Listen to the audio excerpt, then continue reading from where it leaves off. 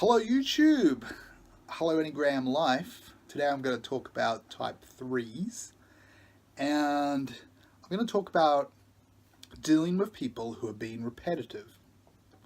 So people who keep saying the same thing again and again. Now, type 3's tend to be more repetitive than most of the other types. And I think, well, one of the reasons this is sort of comes down to human interaction math.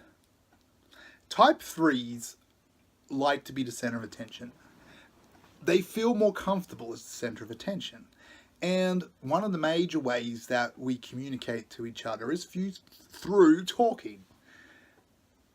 Obviously, there's other body language and whatnot, but talking's a major part of communication. Obviously. And if you want to be the center of attention, you kind of have to talk more than the average person. That's the math, kind of the way it works. And so type 3's need to talk more than others, which naturally leads to more repetitiveness. That's one of the reasons why they're more repetitive. There's some other reasons too, but that's one of the more major reasons. So, dealing with repetitive people, well, the strategy that I recommend is fighting fire with fire. This is kind of like the hammer before the sledgehammer, or the spoon tap before the sledgehammer. The sledgehammer is like, man, you've said that to me 4 times today. You said it to me 5 times last week. You know, you could go down that route. Maybe you will have to. That's your sledgehammer route. I'm going to recommend before you pull out the sledgehammer, to hit them with the back of the spoon using you return some sort of repetitive response to what they said repetitively that you've heard many times before. You give them the same response that you gave them last time. You try not to change it much. You try to make it pretty much exactly like last time, so that they get the message that if they press A, type B, if they do this comes back. They get that message. And repetitive input, repetitive output. Fight fire with fire. So, for example, I've been dealing with a type 3 because I have a board game English teaching group, and I do it at a cafe. Now, the cafe owner, he's a type 3. And he is very repetitive to me about not charging for the group until the group grows, because it's a new group. And he wants lots of people because they eat his food. And I'm hoping to get paid for the English lesson down the line, but at the moment it's free. And so he's saying you need to grow the group first before you charge anything.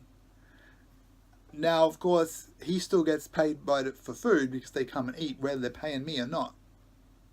But I don't disagree with that idea.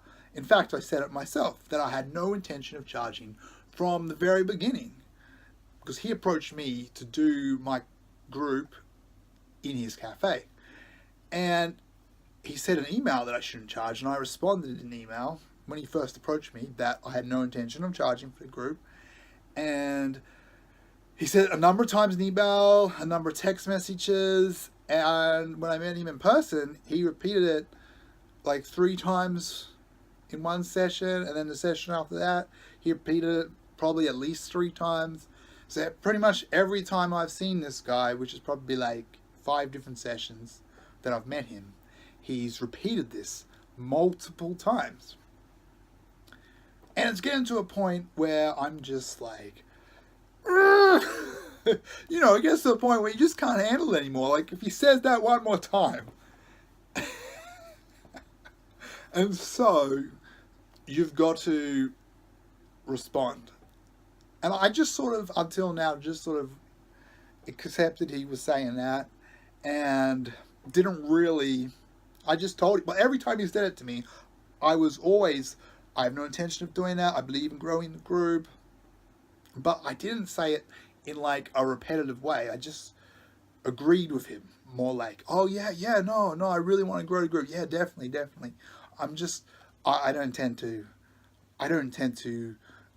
charge until we get heaps more people.